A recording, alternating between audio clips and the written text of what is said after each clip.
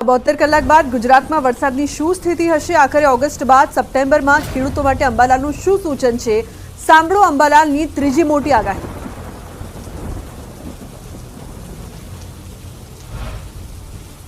28 August આસપાસ બંગાળ ઉપસાગરમાં એક system બનશે, જે સિસ્ટમનો માર્ગ પણ લગભગ મધ્યપ્રદેશ સુધી અને પછી ગુજરાત સુધી રહી શકવાની શક્યતા રહેશે।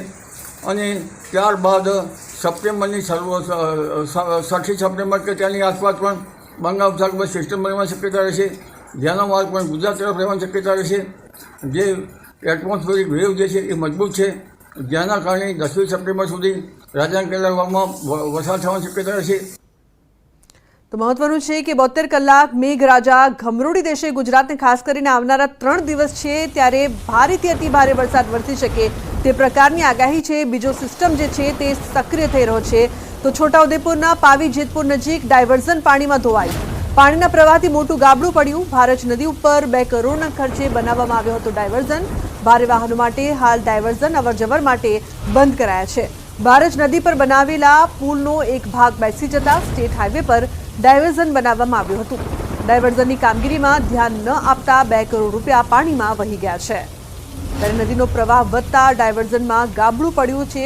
સાથે જ જે પ્રકારના દ્રશ્યો પણ સામે આવ્યા, ભારજ નદી પરનું ડાયવર્ઝન ધોવાયો છે। તો પાણીના પ્રવાહથી ડાયવર્ઝનમાં મોટું ગાબડું પડ્યું છે। મહત્વનું છે કે 2 કરોડના ખર્ચે આ ડાયવર્ઝન બનાવવામાં આવ્યો હતો, જેના પર પાણી ફરી વળ્યું છે।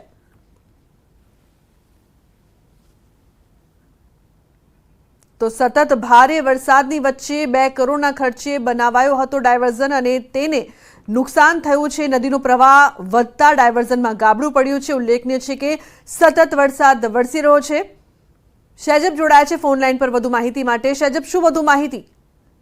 જી લુબના, છોટાઉદેપુર જિલ્લાની અંદર ગઈકાલથી જ ભારે વરસાદ વરસી રહ્યો છે અને ખાસ કરીને પાવી જેતપુર નજીક જે પુલ આવેલો છે ભારજ નદી ઉપરનો, 2 વર્ષ પહેલા પુલનો જે પાયો બેસી ગયો હતો તેના કારણે સરકારે 2.25 કરોડના ખર્ચે બાજુની અંદર ડાયવર્ઝન બનાવવામાં આવ્યું છે। પરંતુ સિઝનમાં પહેલીવાર આજે નદીની અંદર પાણી આવ્યું છે, તેને લઈને આજે ડાયવર્ઝન છે તે ધોવાઈ ગયું છે। એટલે પહેલા જે વરસાદની અંદર જે રીતે 2.25 કરોડ રૂપિયા સરકારના પાણીમાં ગયા હોય તેવું લાગી રહ્યું છે। સાથે સાથે સ્થાનિક લોકો આક્ષેપ પણ કરી રહ્યા છે કે આજે ડાયવર્ઝન જ્યારે બનતું હતું ત્યારે કેટલાક એસો જે કોન્ટ્રાક્ટર છે તેઓ જે રીતે કામ કરતા હતા તેમાં ભ્રષ્ટાચાર થયાના આક્ષેપો પણ થઈ રહ્યા છે। જ્યારે હાલ જે આજે નેશનલ હાઈવે નંબર 56 છે, બોડેલીથી મધ્યપ્રદેશ જવાનો મુખ્ય હાઈવે છે, હાલ તો બંધ કરાયો છે, કારણ કે જે પાણી જે છે ઉપરથી ટોપિંગ થઈને જઈ રહ્યું છે અને જે ગાબડું પડ્યું છે તેના કારણે તંત્ર દ્વારા તાત્કાલિક ધોરણે આ જે માર્ગ છે તેને બંધ કરવામાં આવ્યો છે। જી લુના। જી બિલકુલ, આભાર આ સમગ્ર માહિતી બદલ। તો 2 કરોડના ખર્ચે બનાવવામાં આવ્યો હતો આ ડાયવર્ઝન, જેને મોટા પાયે નુકસાન।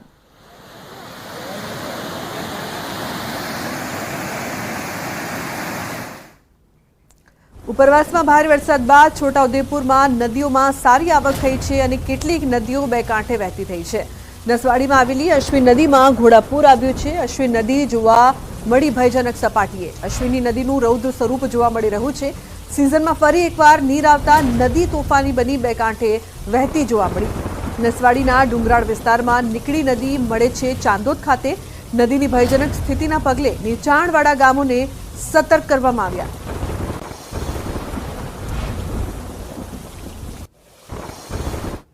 વરસાદની બીજા રાઉન્ડની ધમાકેદાર એન્ટ્રી રહી। લાંબા વિરામ બાદ થયેલા વરસાદે અનેક નદીઓ જે છે તેને પૂરની સ્થિતિ સર્જી હોય તે પ્રકારના દ્રશ્યો જે છે તે જોવા મળી રહ્યા છે। આપ જે દ્રશ્ય જોઈ રહ્યા છો તે નસવાડી વિસ્તારમાં આવેલી અશ્વિન નદીના વહેણના દ્રશ્યો છે કે જ્યાં ઘોડાપૂર આવ્યું હોય તે પ્રકારની સ્થિતિ જે છે તે જોવા મળી રહી છે।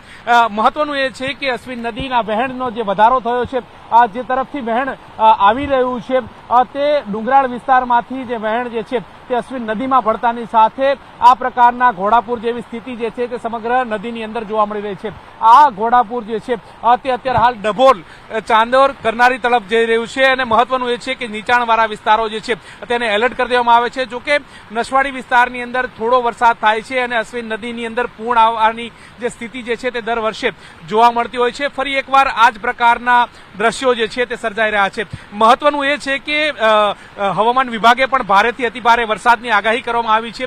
અત્યારે હાલ તમે જોઈ રહ્યા છો કે એક તરફ નદીનું વહેણ જે છે તે પૂરજોશમાં વહી રહ્યું છે અને વરસાદ પણ ધીમી ધારે શરૂઆત જે છે તે જોવા મળી રહી છે.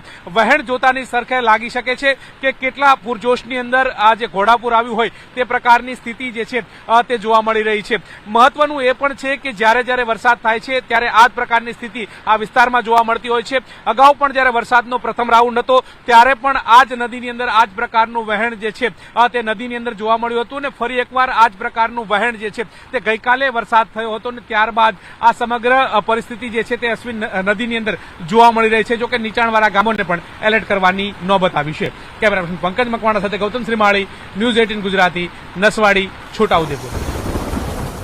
તો ઉત્તર ગુજરાત ઉપરાંત પાડોશી રાજ્ય રાજસ્થાનમાં પણ ભારે વરસાદ ખાબક્યો છે. ખાસ કરીને રાજસ્થાનના જાલોરના જસવંતપુરા પાસે આવેલ સુંડા માતા ટેકરી પર ભારે વરસાદ.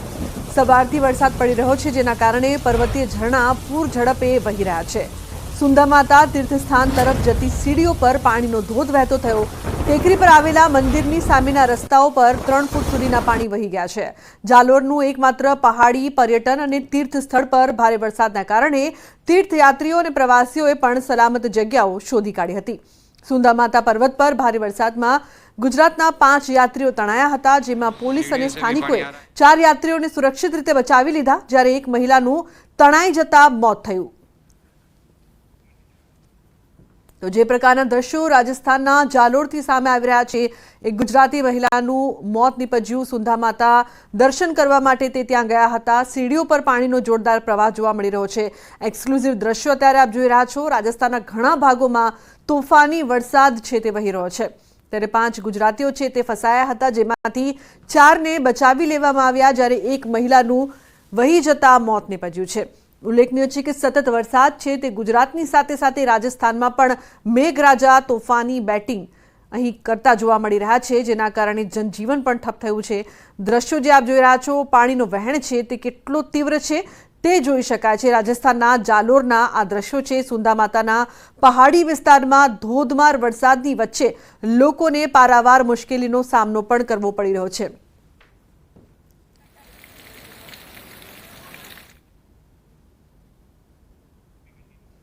મહેસાણા જિલ્લાના વિજાપુરમાં ધોધમાર વરસાદ ખાબક્યો છે. શહેરભરમાં ઠેર ઠેર વરસાદી પાણી ભરાયા છે.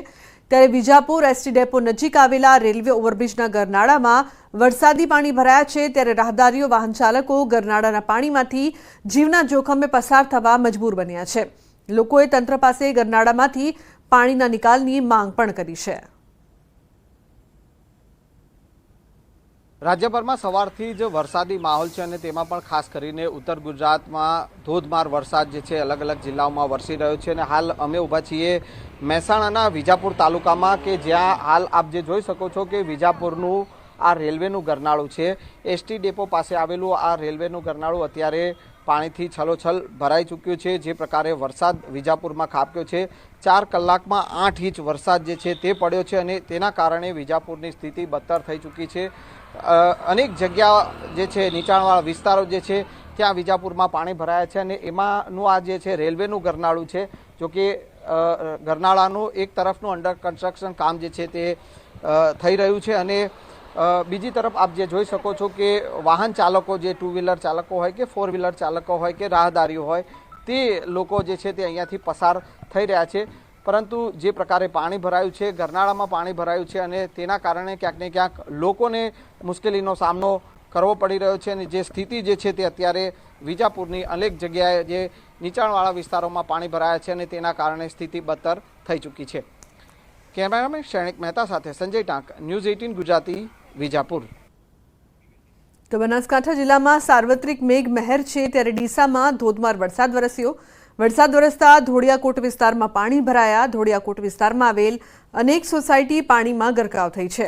હરિઓમ પાર્ક, ઇન્દિરાનગર સહિત સોસાયટીમાં પાણી ભરાતા હાલ સ્થાનિકોમાં રોષ જોવા મળી રહ્યો છે. રસ્તા ઉપર વરસાદી પાણી વહેતા થયા. ધોળિયાકોટ વિસ્તારના રસ્તાઓ પર પાણી ભરાતા સ્થાનિક મુશ્કેલીમાં મુકાયા છે. 2.5 ઇંચ વરસાદમાં સમગ્ર ડીસા શહેર પાણી થઈ ગયું છે. છોકરાનું સ્કૂલ ખેડૂતે મૂકવા, શાકભાજી બીજું અહીંયા બહુ તકલીફ પડે છે અને અહીંયા પાણીનો કોઈ નિકાલ જ નથી. ચોમાસામાં વરસાદ જ્યારે અહીંયા આવે છે ત્યારે બધું અહીંયા પાણી, આ બાજુનું જે એરપોર્ટનું પાણી બધું અહીંયા આવીને સંગ્રહ થાય છે, એનો આગળનો કોઈ નિકાલ જ નથી. ખૂબ પાણી મુશ્કેલ પડે છે. 2-2 ફૂટ પાણી ભરાય છે કોઈ નગરપાલિકાવાળા કોઈ આવતા નથી, કોઈ સંભાળ લેવા આવતા નથી, કોઈ દેખતા નથી કે કેવી રીતે તકલીફ પડે છે. માણસ જોવા આવવું પડે ને કે ભાઈ શું થાય છે, શું તકલીફ છે, માણસ એ તો સંભાળ તો લેવી પડે ને એમને. નગરપાલિકાનો આ વિચાર થાય એટલે થોડું કરવું પડે યાર, પણ કોઈ સંભાળ લેતા નથી કોઈ. અને વોટ લેવા માટે બધા એવું આવતા રહે છે પણ કોઈ કરતા નથી. બોલો, વોટ લેવા આવતા આ નથી જોતા કે નથી કરતા. અહીંયા વરસાદ થોડો આવે, પાણી ખૂબ ભરાઈ રહ્યું છે અને ખૂબ જ મુશ્કેલી પડી રહી છે. સાધન પણ અહીંયા બંધ થઈ જાય છે પાણીના ભરાવાના કારણે. અને સોસાયટી અંદર જે નગરપાલિકાના સદસ્યો જીતેલા છે એ આ પાણીનો કોઈ નિકાલ કરતા નથી ને ક્યારે પણ કોઈ જોવા આવ્યું નથી નગરપાલિકામાંથી, અને કોઈ સમસ્યાનું સમાધાન નીકળતો નથી. ડીસા શહેરમાં પડેલા 2.5 ઇંચ વરસાદથી સમગ્ર ડીસા શહેર પાણી થઈ ગયું છે. આપ દ્રશ્યમાં જોઈ શકો છો કે આ ધુળિયા કોટ વિસ્તાર છે ડીસાનો, કે જ્યાં અલગ અલગ સોસાયટીઓ આવેલી છે. તે સોસાયટીના રસ્તાઓ અત્યારે સ્વિમિંગ પુલ બન્યા છે. રસ્તાઓ સ્વિમિંગ પુલ બનતા જે વાહન ચાલકો તેમજ સ્થાનિક રહીશો છે તેમને મુશ્કેલીનો સામનો જે છે તે અત્યારે કરવો પડી રહ્યો છે. કારણ કે શાકભાજી લેવા જવું હોય, બજાર જવું હોય કે પછી વિદ્યાર્થીઓને શાળાએ મૂકવા હોય તો બાળકોને કઈ રીતે શાળાએ મૂકવા તે પણ એક પ્રશ્નાર્થ અહીંયા બન્યો છે. અને આપ જ્યાં નજર કરો ત્યાં રસ્તાઓ પર પાણી ભરાયેલા અત્યારે જોવા મળી રહ્યા છે. આમ 2.5 ઇંચ વરસાદની અંદર ડીસા શહેરની જે અનેક સોસાયટીઓ છે તે સોસાયટીઓ પાણીમાં ગરકાવ થઈ જવાના લીધે મુશ્કેલીનો સામનો જે છે તે રહીશોને કરવો પડી રહ્યો છે. અને જે અહીંના સ્થાનિક રહીશો છે તે અત્યારે નગરપાલિકા પર રોષ ઠાલવી રહ્યા છે, કારણ કે આજે ડીસા શહેરના અલગ અલગ તો બપોરે 4 વાગ્યા સુધી મેઘરાજા ભૂક્કા બોલાવી દેશે. હવામાન વિભાગની તોફાની આગાહી. બપોરે 4 વાગ્યા સુધી 11 જિલ્લા ખૂબ સાવધાન.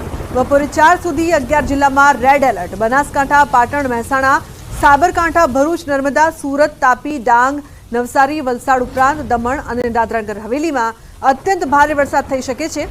અમદાવાદ સહિત 19 જિલ્લામાં ઓરેન્જ એલર્ટ આપવામાં આવ્યું છે. અતિ ભારે વરસાદની સંભાવના, જ્યારે 3 જિલ્લામાં ભારે વરસાદ થઈ શકે છે. તો બપોરે 4 વાગ્યા સુધી 11 જિલ્લાને ખૂબ જ સાવધાન રહેવું પડશે. 11 જિલ્લામાં રેડ એલર્ટ છે, તો બીજી તરફ 19માં ઓરેન્જ એલર્ટ આપવામાં આવ્યું છે. એટલે આ તમામ વિસ્તારોમાં 4 વાગ્યા સુધી ભારેથી અતિ ભારે વરસાદ થાય તેવી સંભાવના હવામાન ખાતા દ્વારા જે પ્રકારની આગાહી આપવામાં આવી છે. બપોરે 4 વાગ્યા સુધી મેઘરાજા ભૂક્કા બોલાવી દેશે તેવી પરિસ્થિતિનું નિર્માણ થઈ શકે તે પ્રકારની આગાહી હવામાન વિભાગ દ્વારા આપવામાં આવી છે.